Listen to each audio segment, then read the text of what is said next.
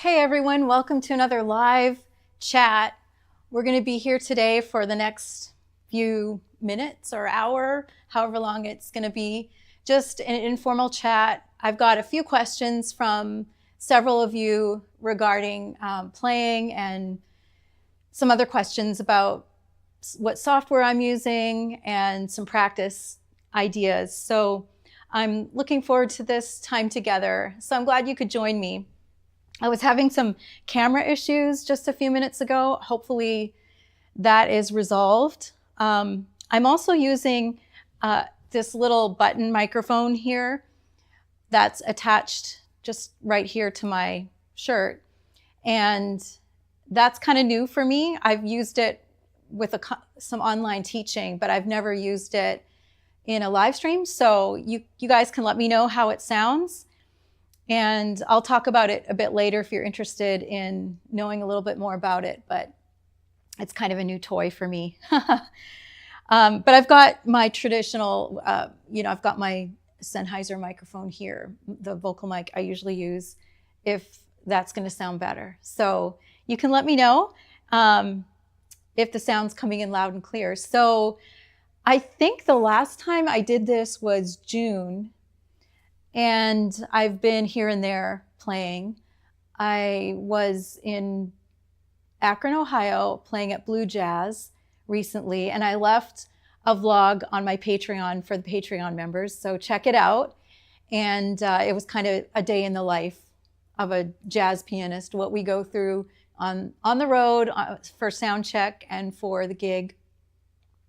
Then I played at Merriman's Playhouse, and if some of you know my group Affinity Trio. Well, we have another YouTube channel, and there's a couple of videos from that weekend up on the Affinity Trio channel. So, good to know, Tony. It is sounding good, very good. And hopefully, like I said, the picture will be okay. I'm, as usual, flying solo here with no tech team. Not even my tech husband. So then upcoming, I have this Friday night, I'm playing at North Street Cabaret with Affinity Trio for the first time. I've never been there before. It's in Madison. And I've played at Cafe Coda a couple times in Madison, but this is my first time performing at North Street Cabaret. So I'm looking forward to that. And then I'm back at Mason Street Grill in Milwaukee this Saturday with Clay Schaub on bass and Julie Wood on saxophone. So thank you, Ray. And I've got a question from Tony and Ray, and I'm going to get to those first. So question from Tony is, I've always been curious which musicians have had a strong influence on you and in what ways. So I think some of you know that I grew up in the town of Nanaimo on Vancouver Island, Nanaimo, British Columbia. And I just happened to be in a community that valued music education and jazz quite a bit. So my very first influence was Diana Krall. And I actually ended up taking quite a few lessons from her when I was a teenager. She did go to Berkeley in Boston for a while, but then she moved to Los Angeles to study with Ray Brown and Jimmy Rolls. And so whenever she would come home and visit her parents, I would get a lesson. So Diana was my first influence. She was such a great guide to me in terms of who to listen to. So she pointed me to the greats like Wynton Kelly and Red Garland, and some other lesser known players like Mike Wofford, who is in San Diego, and Mulgrew Miller, and some other lesser known players. Thank you, Doug. The sound and picture is excellent. Very good. Whew. So Diana kind of pointed me in the right direction. I remember one lesson with her, and she said, I'm going to give you $5 to play Take 5 by Dave Brubeck. Do you know it?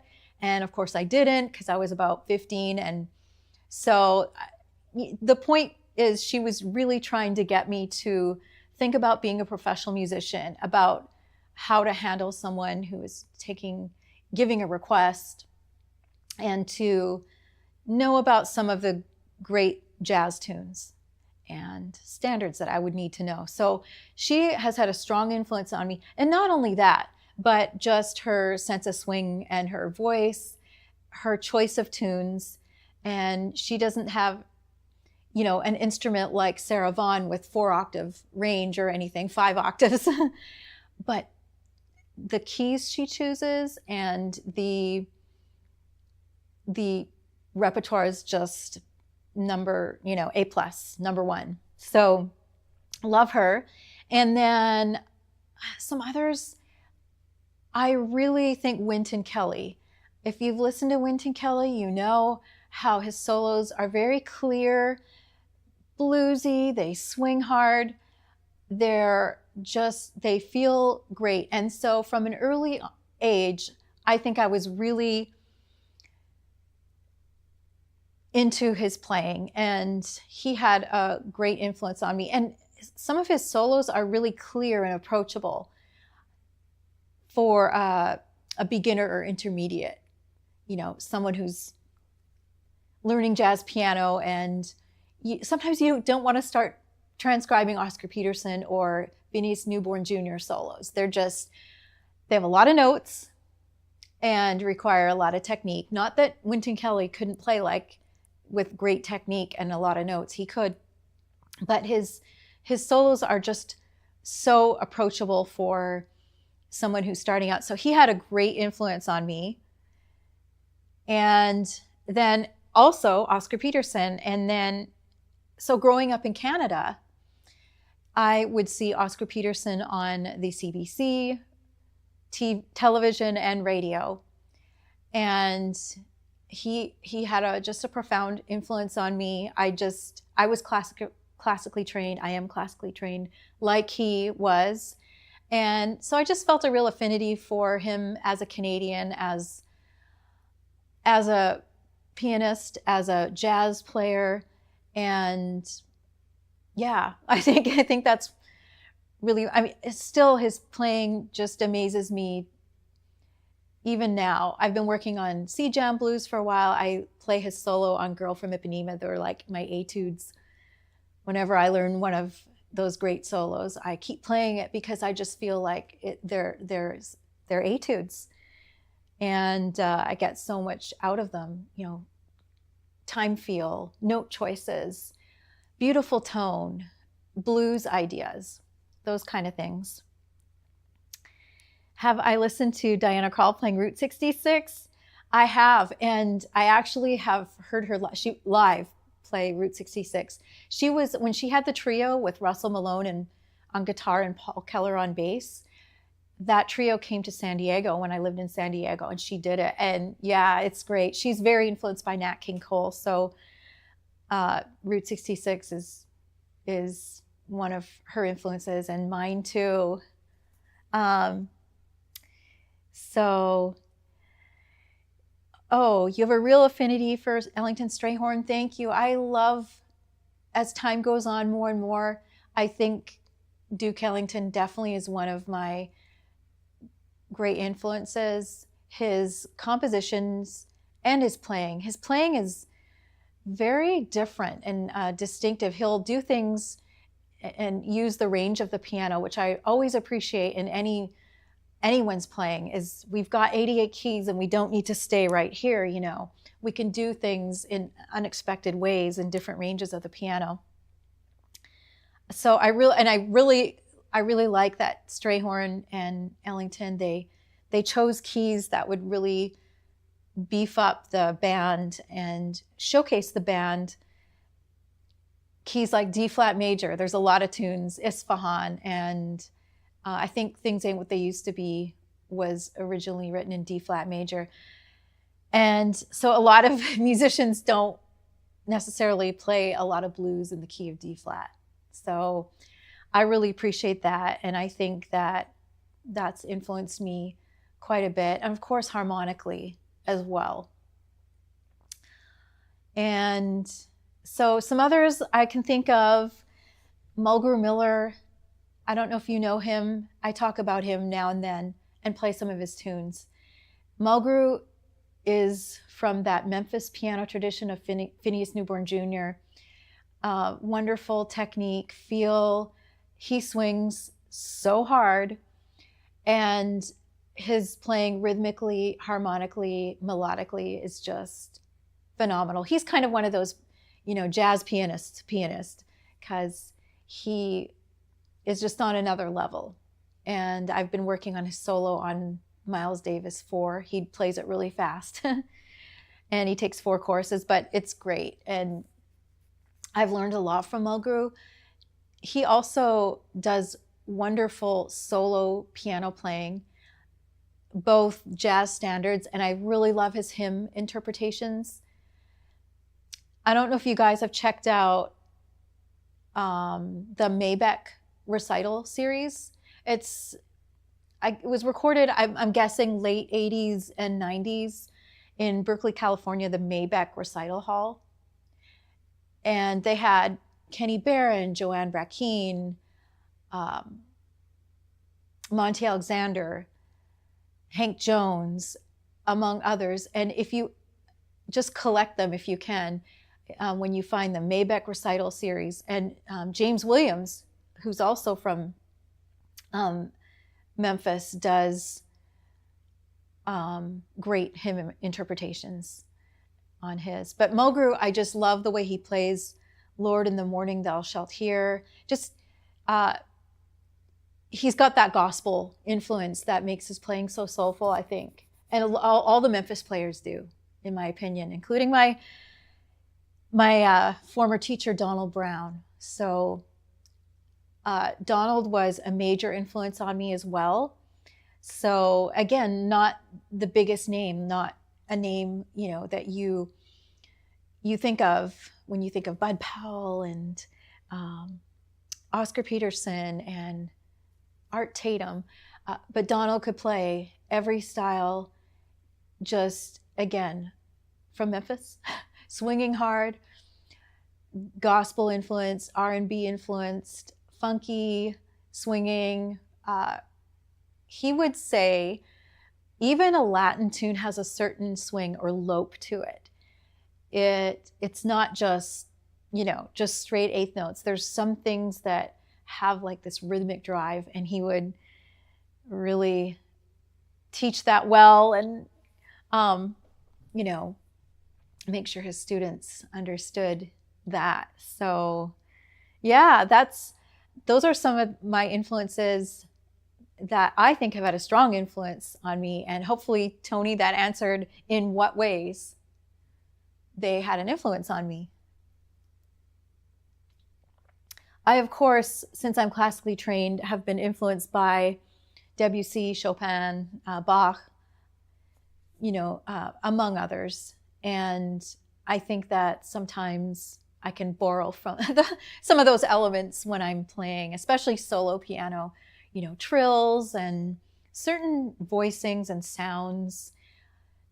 They came before the jazz players. Jazz players started to use, like Bill Evans started to use some of those classical elements. And so I feel like those composers are just as much of an influence on me as some of the jazz players.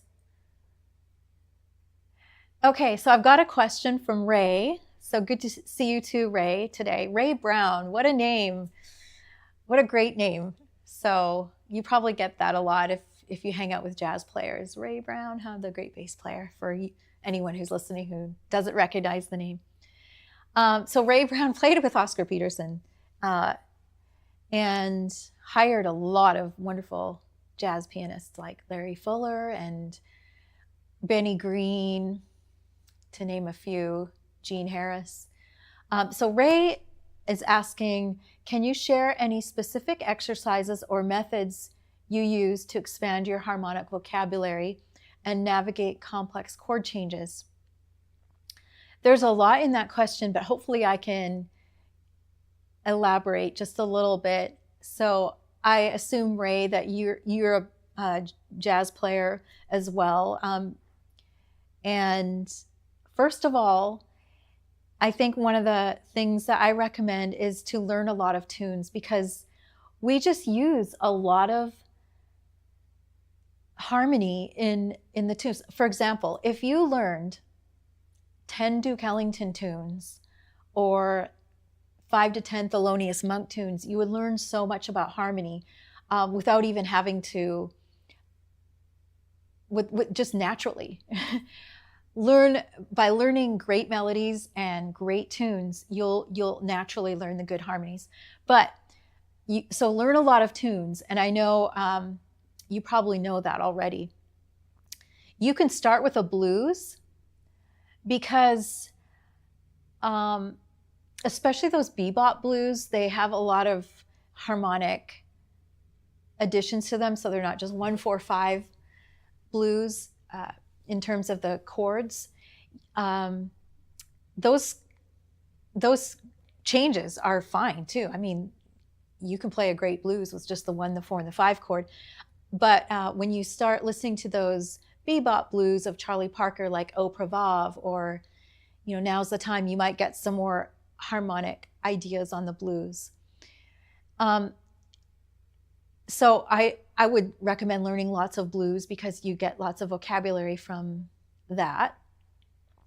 And also the jazz standards that we all know, learning those and then listening to how individual jazz pianists play the tunes is really helpful. You can compare, oh, Oscar Peterson does this here. Oh, Hank Jones does this here. Oh, Brad Meldau does this here. And so you kind of start comparing, and then you find out what progressions that you prefer to make into your own style. One thing I can recommend is, I've got a couple books here, and I'll talk about one of them, All the Right Changes by Dick Hyman. The best chord changes and substitutions for 100 tunes. And this is his volume 2, which is the best chord changes and substitutions for 100 more tunes. And what I like about this book is that he gives the tunes with the original chord changes that the composer wrote. So let's take, what's a good example here?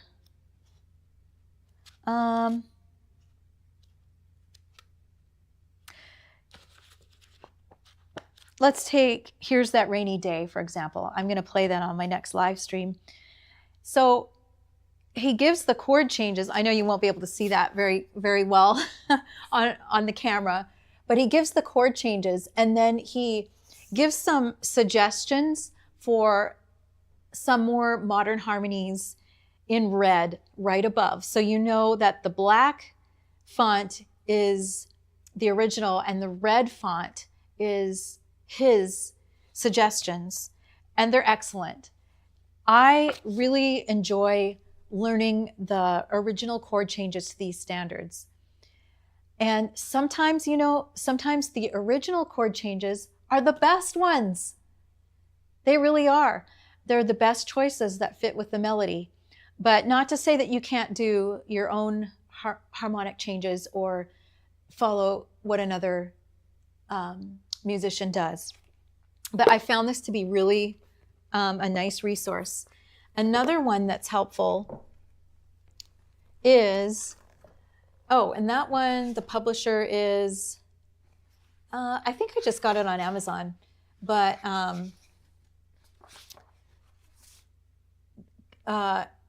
EK Music, EKAY.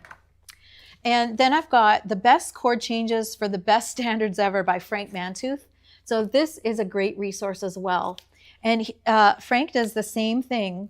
So here's the tune Smile, and he's got the original chord changes in black, and then he's got the alternative chord changes in red. So I think that's so helpful. And it's very nice and clear. You can see mine's been used a lot. The binding is kind of getting wrecked. But those resources are really, really great. Another thing that I do is, thank you for that super chat, super thanks, Tony. My channel's finally big enough where I can get the super chats. So I'm not monetized in terms of getting ad money yet, but maybe someday that'll happen. But I can get the super chats now.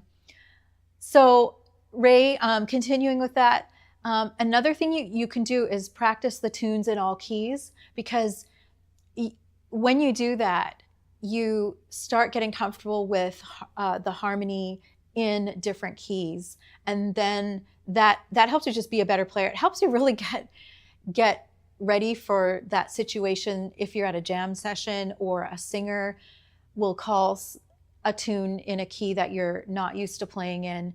If you've practiced tunes in different keys and are comfortable with that, it really helps you hear the harmony and other possibilities when you go back to the original key. So I really recommend that. And I also, and now when it comes time to practicing tunes in all keys, if you've never done that before, start with something simple, obviously, like any simple tune or just a simple blues. And then you can try tunes, take the A Train or a standard that you really know quite well. And, and then expand upon that. I practice, I left a video for my Patreon members a while back of me practicing a bebop tune in several different keys. That has been so helpful to me. Practicing those melodies in different keys helps, but also, again, hearing those chord progressions in different keys has been very helpful. You start to feel just as comfortable with G flat major or E major as you do C major. So I recommend that. And that will, a lot of those bebop tunes too have long flowing lines in the melody. So when you take a solo, you'll have some of those lines under your fingers. It'll really, really, really help you with your improv.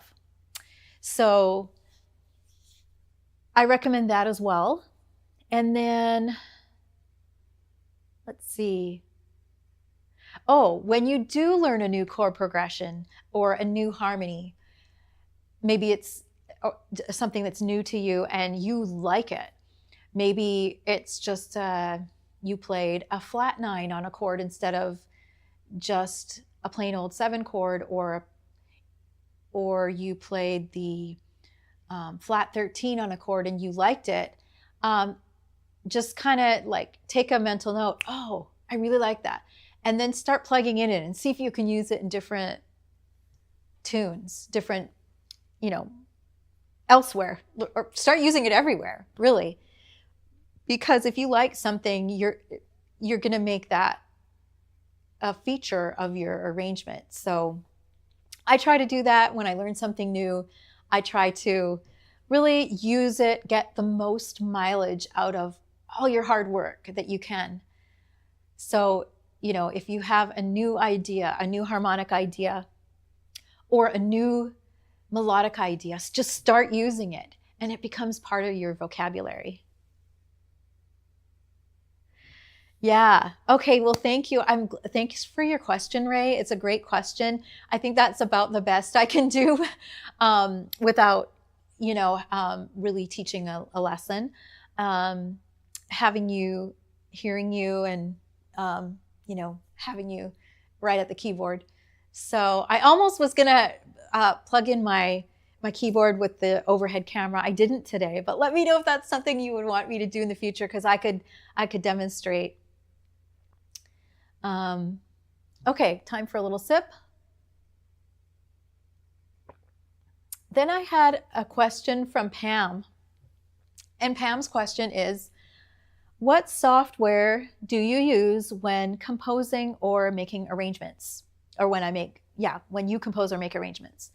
And the one I've been using for probably the past 30 years since I was a graduate student is Finale. So I don't know if you've heard of Finale, but they actually just announced that they're going to be discontinuing the company within the next year. They announced that maybe 2 months ago.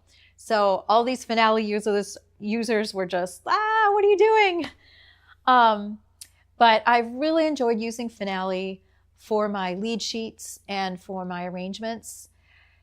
And I know that a lot of people use Sibelius, and I've never tried it because I had to learn Finale in graduate school, and I just kept learning it or using it as a professional.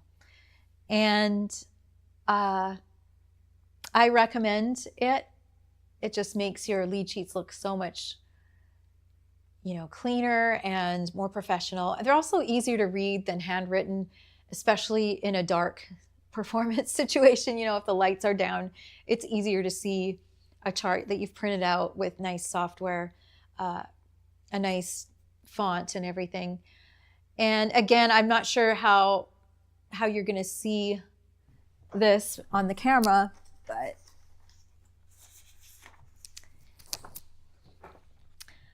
when I'm writing out a solo piano arrangement, I like to use just the regular font. It's just a nice, clean look. I don't know if you can see it, but anyway, for my Patreon members, I've shared some of these arrangements, so you know what they look like, and they're up on my Patreon store as well. But I like that. And then they have a handwritten font that I prefer for lead sheets. It's just, there was a jazz font that they had on an earlier version of Finale. I've been using the handwritten font, and I really like that as well. Again, I don't have it right by me, but it's a nice font. Now, a lot of people are moving to Dorico, and I think that's how you say it anyway, Dorico. And they've found it surprisingly good, comparing it to Finale. I think that the two companies are working. There's been an issue. Can we open up our files from Finale files into Dorico when we buy Dorico?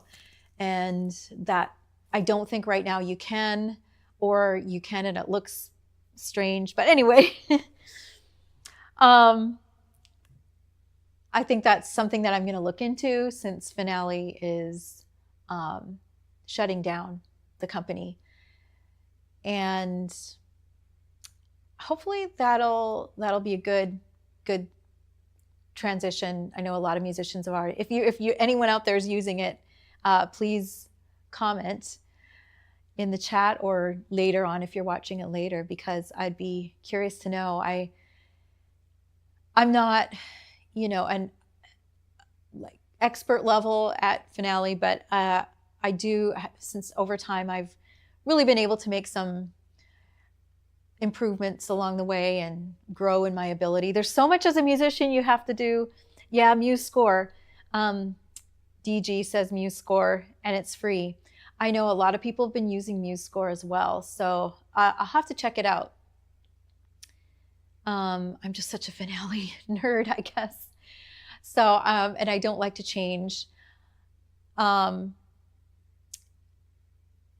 think that as musicians, we've never really been in such a time where we're not just having to be musicians and practice, but we have to know how to use camera equipment and video equipment and sound equipment. And we'd have to be, with the business, we have to sell ourselves and book gigs, and we have to know about software. And so there's a lot that goes into it. And right now, getting some new software is a little bit lower on my priority, even though I really want to be able to keep using it. So, but great question, Pam. Thank you for that question.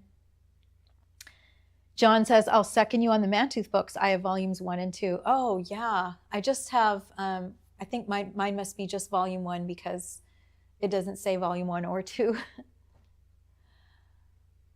Every time I think of Frank's, I think of a time I was in Weatherford, Oklahoma, and this was years ago, and I was at a festival, and I was one of the guests. There were 4 of us coming in to be guest clinicians and performers, and someone came up to me after the festival and said, "Hey, Frank Mantooth just passed away. Can you come and do our festival in a couple months?" And I said, "Yes, of course." So I never met Frank, sadly, but from what I hear and know of his books, wow, he must have been a wonderful musician, pianist, and teacher, arranger.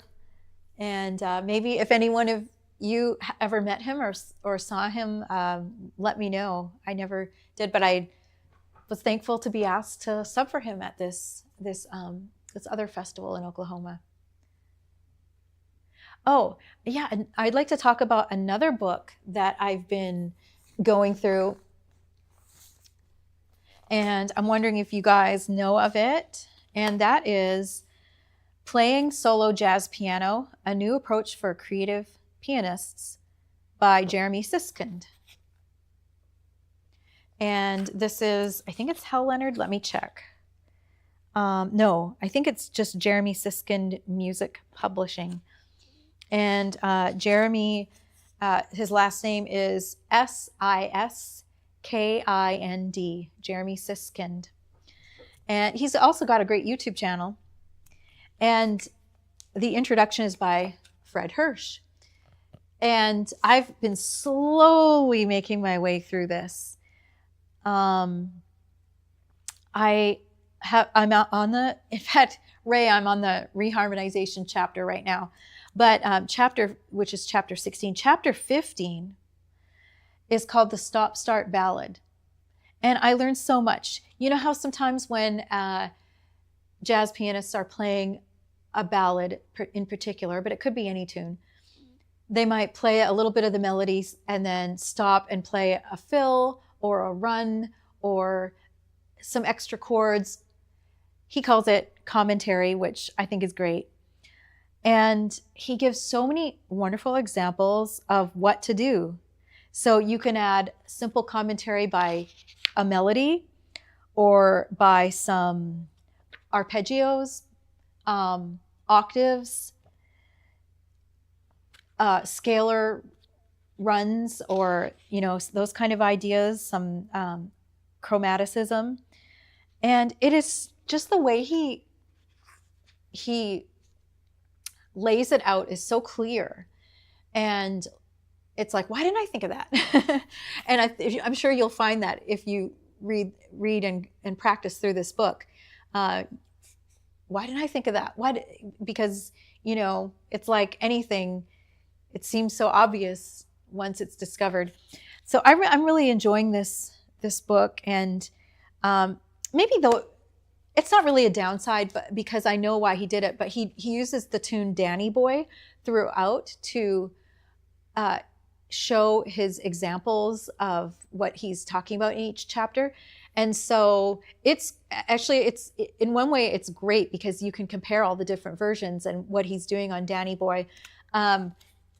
It would have been nice to, I think, have some more progressions in there just for some variety, but that's a very small, really nitpicky complaint. Overall, it's a wonderful book, and I highly recommend it. He's got a new book of solo piano arrangements out too. So let me know if you know of this, or if you're using it, or if you do in the future, if that was helpful. And then if you know about the Jazz Piano book by Mark Levine, that's also really great. I'm not using it at the moment. I plan on kind of reviewing it and going through it a little bit, just to help myself and to help some of my students. But wonderful examples, and he gives a lot of recommendations for what recordings to listen to, as does Jeremy's book.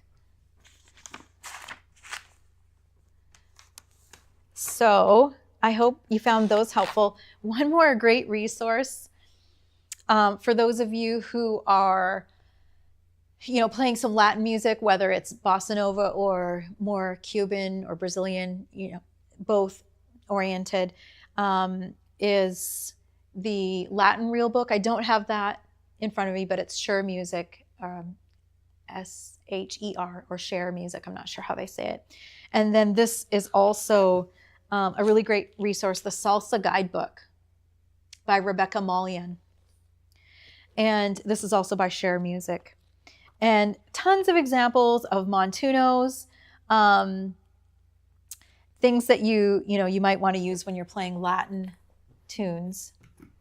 Also gives lots of examples of rhythm and bass lines as well.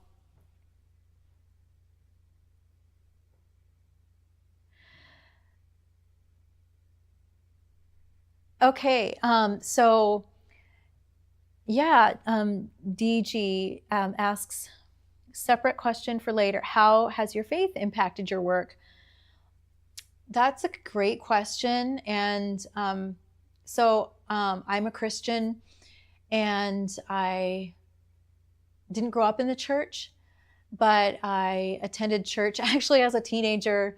There was a local church that the pastor's two sons were at my high school in jazz band. So I kind of got to know them. And one summer I started playing a little bit at the church, and I eventually became a member there, as did my mom. So, thank you, Jose. I'm glad you appreciated those book recommendations. I just thought that might be easier than me just talking about them, but showing them. Anyway, so I became a Christian, and I was at the Berklee College of Music in Boston when I first moved to the US, and I had a lot of friends and was pretty active in the Berklee Christian Fellowship. How has that impacted my work?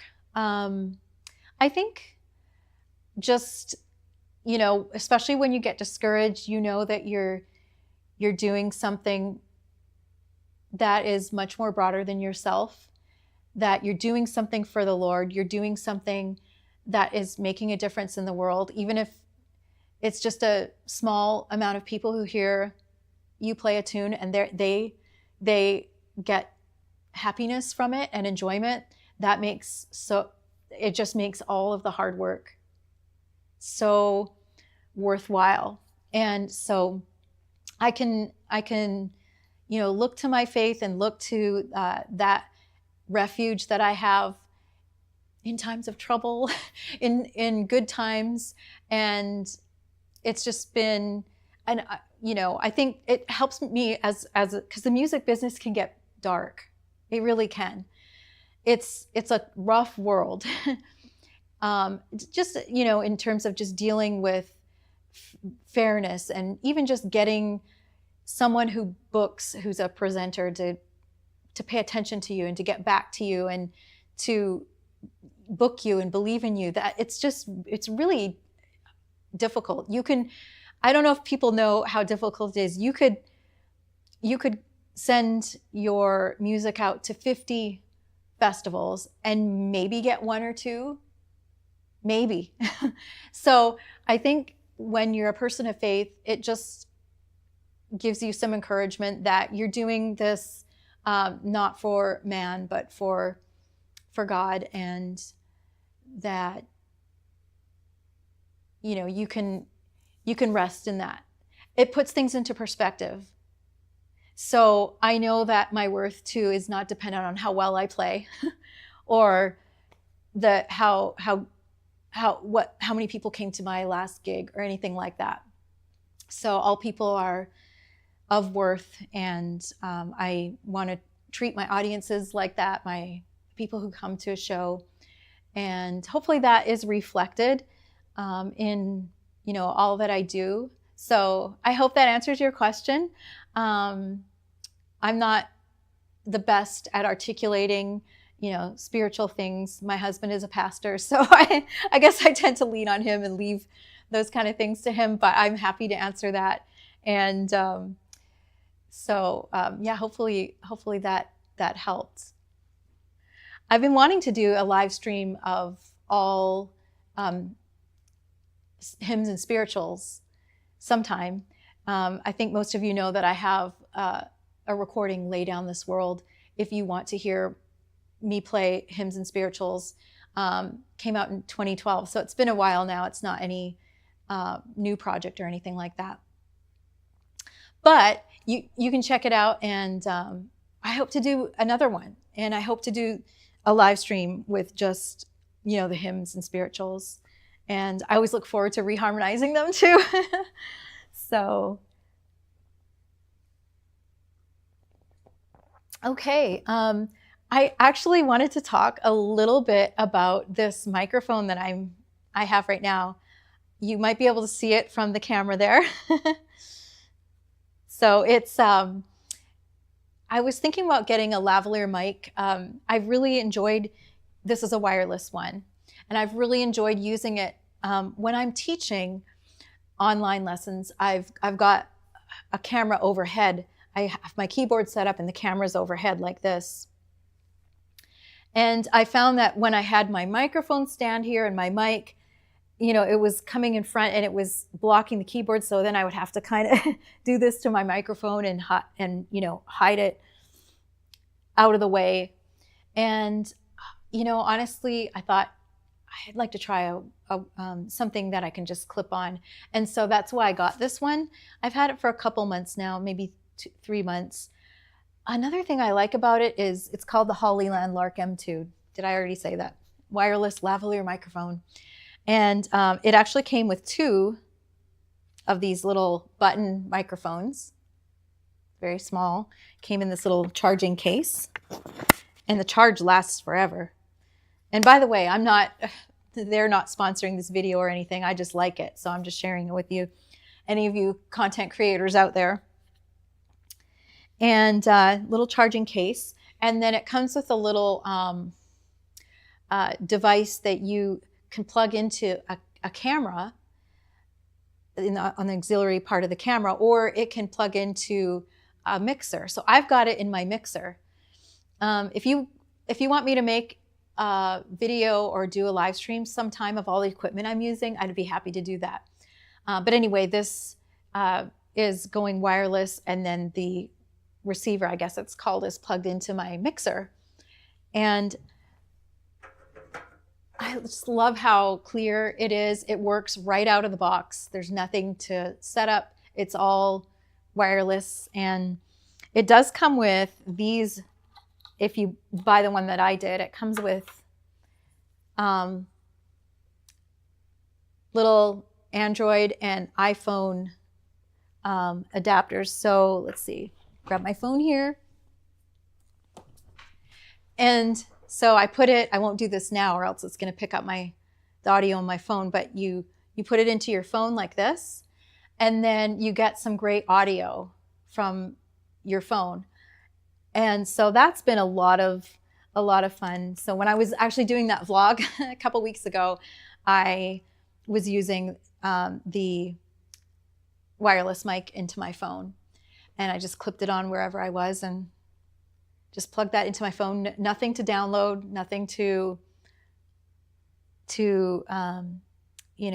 install. You just plug it into the end of the phone and you've got your audio. So it's really quick and easy. And you can, be quite a few feet away from your phone and it'll still pick it up, obviously, because it's picking up, right here. It also comes with a necklace. You can put it on a necklace. Don't have that right here. But anyway, thought that might be kind of helpful for you to know about if that, that's something that you need. So sometimes, again, making videos or reels or something for social media, we want things to be easy. And so I found that Hollyland Lark M2 has been really pretty cool and easy to use. So, any more questions on piano playing, learning, practicing, resources? I just kind of have one more thing on the agenda, and I was thinking about, talking about some new recordings that I've heard recently that I've enjoyed. One is my friend Kristen Korb. I don't know if you guys know of her, bassist and vocalist. Some of you know that we used to play together quite a bit when we both lived in California. She's now out of Copenhagen. She married a Danish guy about 12 years ago. By the way, she's coming to Chicago next October, so we will be playing in the Chicago area and probably around the Midwest. So stay tuned. But she has a new album out called Sweet Dreams, and it's jazz interpretations of the Eurythmics music. And I'm a Eurythmics fan. I've seen them twice in the 80s. And I really enjoy this. I think it's some of Kristen's best vocal work, and she's always got great solos on the bass and bass lines, but really creative arrangements. And check it out. Check it out. I think you'll enjoy it. Sweet Dreams. Thank you, Jerry. That's a nice comment. Another, if a lot of you have heard me with Eric Jacobson on my Affinity Trio live streams and on the Affinity Trio CD Hindsight that came out last fall. And Eric has a new recording out called Heading Home. And I actually am going to be playing with Eric November 23rd at Cafe Coda in Madison, Wisconsin. If any of you are interested in hearing us, we'll be playing music from Eric's Heading Home album. I think it's something like number 42 on the jazz charts right now. But check it out. It's got Bruce Barth on piano. Some of you know Bruce and his playing, wonderful playing. I just think he's pretty underrated. I mean, the jazz musicians know who he is, but check Bruce Barth out on Eric's Heading Home recording. I think you'll enjoy it.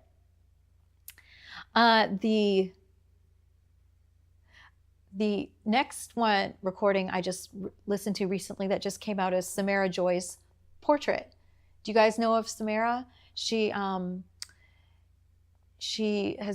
a young vocalist, jazz vocalist out in New York, and she really has a beautiful sound and range and has been doing great things. Anyway, she has a new album, Portrait, and it's really beautiful. It's got, I think it was produced by trumpet player Brian Lynch, who's originally from Milwaukee.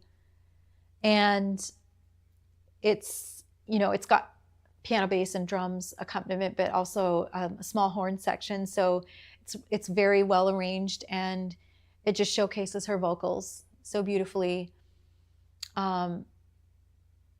She really sings ballads like she's twice her age or more, and it's a great recording. I think you'll enjoy that.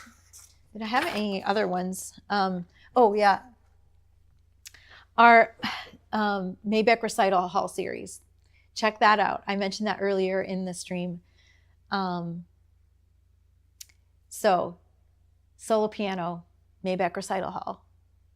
So Jerry asks, any fun songs you've been composing lately? I have composed, I guess the last tune I composed is called New Outlook. And I am actually pretty excited to let you guys know that this November 19th, Tuesday the 19th, Affinity Trio will be going back in the studio at Transient Sound in Chicago. And we will be recording my tune called New Outlook. And yeah, if I could play something of that. Oh, I don't plan on playing on this, Jerry, but definitely check out, my YouTube and Affinity Trio's YouTube channel, and you'll find some new videos. But thank you for asking me to play. I'll have to do another one where I'm set up to play and talk. But so that's one that I've been working on, and you'll hear it soon, I promise. But I wouldn't say it's fun. It's more of a serious tune. It's in 3/4 time, and it's kind of through composed, and it's got this section that's kind of like maiden voyage, almost influenced with some sus chords. If I'm getting too nerdy for you, just let me know. But I'm excited for you to hear it. It'll be out on probably Origin Records sometime next year, so it'll be a while. Oh, one more time. It's Samara Joy. Sorry, I didn't get that out clearly, John. It's Samara Joy. And she won the Best Female Vocalist for the Grammy Awards, I think this year. I think she won Best New Artist in 2023. Something like that. But she's wonderful. And so I think you'll enjoy that. I should be doing more composing. I just find that sometimes I go through waves. And right now I'm just really working on my playing, my solo playing, getting ready for this recording and learning the tunes for that. So got some originals and a couple standards, some other jazz tunes that are a little bit fresher, and then some standards that are older. So.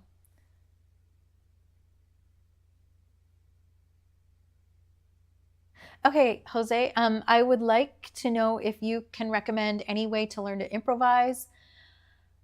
I would like to be able to express myself through the instrument. I have always played from memory or reading sheet music. Going to classes at this time is not possible. So some other options would be welcome. Any books I recommend, or YouTube channel or online course, or any advice? Yeah, you must practice a lot. So that's good to know from the get-go. So Jose, I would say in terms of resources, I really, the books that I already recommended, if you join late, just go back and rewind a little bit. I recommend those. Now, those ones don't get into jazz improv as much, but there are some good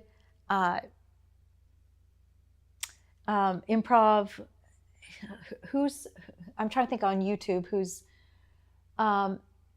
Peter Martin's got a great YouTube channel and his open studio. They actually have online courses. So I recommend them. Open Studio, Peter Martin. You might enjoy Noah Kellman, Kellman. He's got a YouTube channel that focuses a lot on teaching jazz piano, improv, comping, all kinds of things. So I recommend his channel. In terms of being able to improvise, most of the vocabulary that I learned has been from recordings. So what I'll do is I'll sit down with, say, there's a blues I want to learn. I'm going to give the example of Miles Davis, Freddie Freeloader, okay? And so Wynton Kelly's solo on that is 4 choruses. It's a B-flat blues. You can find a lead sheet on it easily. And so what you want to do is you want to try to figure out by ear what's going on in the piano solo. Because a good deal of what you're going to learn is going to be learning the vocabulary by ear. And so probably a teacher, like you said, it's probably not possible for you to take lessons right now, but you might find with Open Studio, Noah Kellman, and there's some others. Usually if you want to, some improv ideas, if you type the tune you're learning and improv ideas after that, or tutorial after that, quite a few ideas will come up.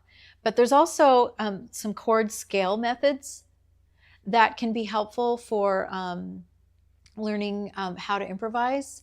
And I'm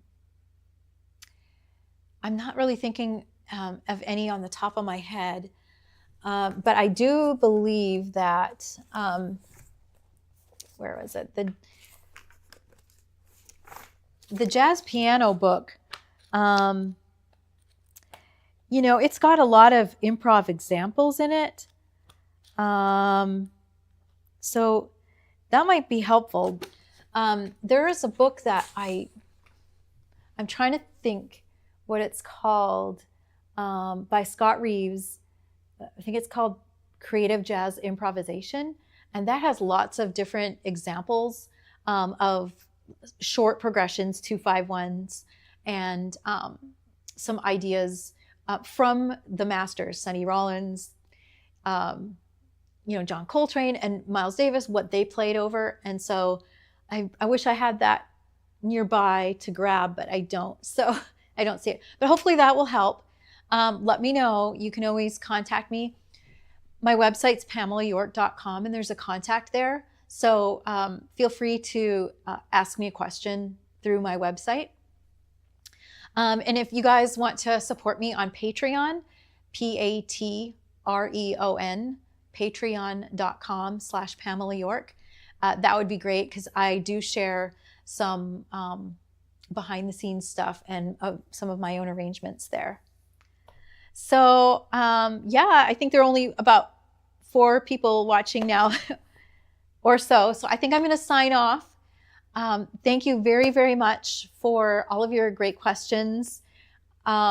Leave a thumbs up and share this with another musician who you think might benefit from it, and that'll help my channel, and it'll help me, you know, reach some more musicians out there. So I hope you guys have a wonderful rest of your day, and I'll see you in the next video. Okay, bye.